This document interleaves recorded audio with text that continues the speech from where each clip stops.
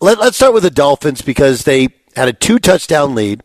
Will Levis threw a pick six in the first half, which was one of the most bizarre pick sixes. Felt like the defensive lineman who intercepted. He was actually kind of getting pushed around, and then he was just like in the way of like a screen pass. Caught the ball right in for the end zone.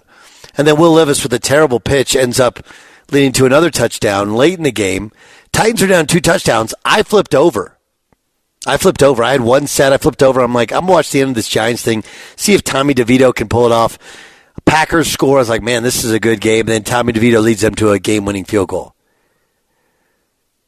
But the Titans came back, scored 2 touchdowns late, and they ended up winning the game. Here's Mike McDaniel, head coach of the Dolphins, on the game. I at least know the locker room felt 100% responsible. I think that's what you want. I think there's a lot of people that are going to be it's going to be tough to go to sleep tonight, including myself. So that's not something that you can do and expect to win football games. It was a legitimate team loss. I think everybody had their hand in it. I don't think it was intentional. I don't think people went through the motions during the week. It was a really, really good week of practice, I thought. That's Mike McDaniel here on the Doug Gottlieb Show on Fox Sports Radio. Now, on the other side, you got Will Levis, who, there was some bad there. There was some great there. Here's Levis talking about the magnitude of the win for him personally. This is the biggest probably stage I've played on, so it's one of the biggest game I've won. So, not really, but it feels great. It feels awesome. Winning a football game, regardless of the stage, is the best feeling in the world. But this definitely makes it that much sweeter. Here's his head coach Mike Vrabel on the win. I'm proud of the character of this football team, competing and then having to go in a different direction real quick, and then coming back, getting stops late, and being able to move the football late in the game, score. Was really proud of these guys. I understand there's more to playing quarterback than just how fast you run, how hard and how accurate you throw. There's a leadership component. There's an intellectual component of not just reading the defenses, but reading your teammates, who needs to get the ball, when to do, what to do, whatever. But if you watch that game, and I did, I think there a couple of things jump out at you. One, the Dolphins are a completely different team with Tyreek Hill as opposed to without. When he was out with the ankle injury, they could not move the ball. With him, it was late in the game they couldn't punch it into the end zone. They ended up kicking a field goal and make it 13-all, and they scored a field goal there, scored a touchdown there. Maybe it's different, but Tua doesn't really run and move. He does throw a good ball. He is accurate, and he can, intellectually manipulate the defense. But man, Will Levis, way stronger arm, as accurate, if not maybe more accurate, and then obviously much more athletic. And as I say all these things, you're probably sitting there going like, well, okay, why did they have to come from Iowa? Because look, he's a rookie, and he did have 2 complete brain flatulences all over the place, the screen pass was kind of a freak play, but man, he stared it down to where a defensive lineman who was pushed way off the ball could end up reading it. And then the pitch late in the game was bad. This isn't me telling you that Miami has a Tua problem, but Tua's kind of just a guy when he doesn't have Tyreek Hill and everything isn't just right. When they're playing fast and they're running the football, look, they ran the football well, they threw the football well, and yet they still needed essentially 2 defensive touchdowns to score 28 points and lost.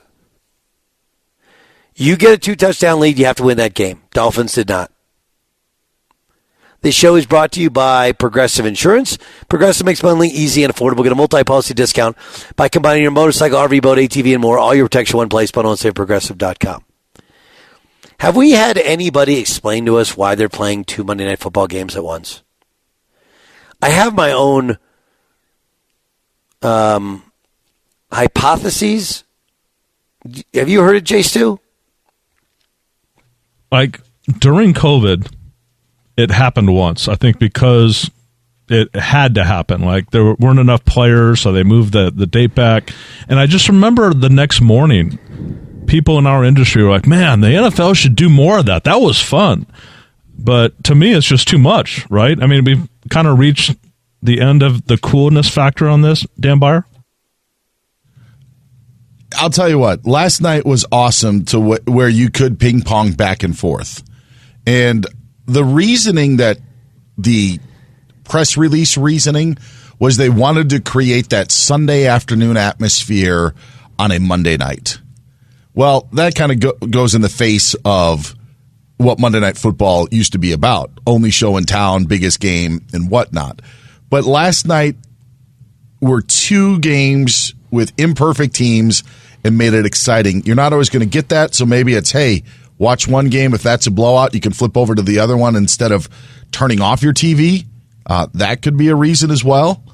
But or maybe just trying to cater to ESPN for their needs. But for a real good reason, solid one of what they're trying to accomplish, I haven't heard one. I think in the past they've wanted to have they've tried in the past those Monday night doubleheaders. Usually early in the season would be a doubleheader, but I think Week 1 used to be on how much they lost the East Coast audience given when the second part of the doubleheader started. I think the pressure was like they wanted to still keep doing 2 Monday Night Football games, but they were basically forced into this model because nobody was going to stay up for the second part of the doubleheader. Yeah. I mean, I think they found that with look, Monday Night Football in the Pacific time zone is very difficult. It's very difficult. You know, game starts at like 5:15. You know, like people have jobs. It being over early, it's great. You know, you get home pretty early. But whereas if you start at 7, like you said, you lose most anybody on the East Coast watching games. Yeah, Dan Byer. Yeah, there's also fewer teams on the West Coast to be able to do that on a consistent basis. You know, like you've only got, the 2 LA teams and the Raiders, Cardinals, Niners, and Seahawks to really do that doubleheader. So that would be, another reason why they probably couldn't have done it for the long term. But I think we're going to get more of this next season, or at least the same amount, because we had it in weeks 2 and 3 this year. And then again here in week 14, which was just unique. I actually took it from another point of view that I didn't realize. I enjoyed it, but if you're a Packers fan or a Giants fan or a Dolphins fan or a Titans fan, I feel you kind of are robbed. And I know when they did the split screen on stuff, fans, of those teams were a little annoyed because their game is now on a smaller screen. So I think that's something else that they may have to work out if they deem it a problem. Interesting. It's the whole thing is interesting. I like that they were both close last night. I just wish they were more staggered, so one could finish up and then you would have like a quarter and a half of the other one, or maybe even half of the other one.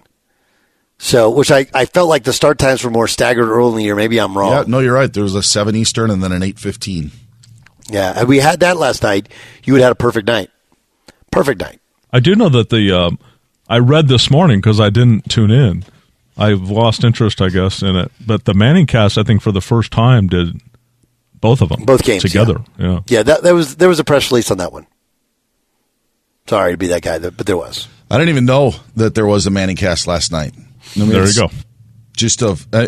Until I saw the clips and heard those things. But to me, it was enough to just go back and forth. So, yeah, no, I mean, I knew there was a Manning cast, and I was reminded of it because last night I sat down and turned on one, and I was like, wait a second, I want to watch the Giants game was on. I don't want to watch this. I want to watch the Dolphins game. And then I flip over the other, and then when I was looking at the guide, it didn't list it as Manningcast. It listed as Monday Night Football on ESPN2, and I was like, why is there? I was like, oh, Manningcast. And then I remembered tonight's the night with the doubleheader going at the same time, and they're going to do both. And then Joe Buck mentioned it. I can't remember which game he was doing. He was doing the Giants game, right? Joe Buck mentioned it because they had a rules question early on in the game, and he's like, yeah, I got that in my ear, but we don't have him because he's doing the other game. I was like, that's weird.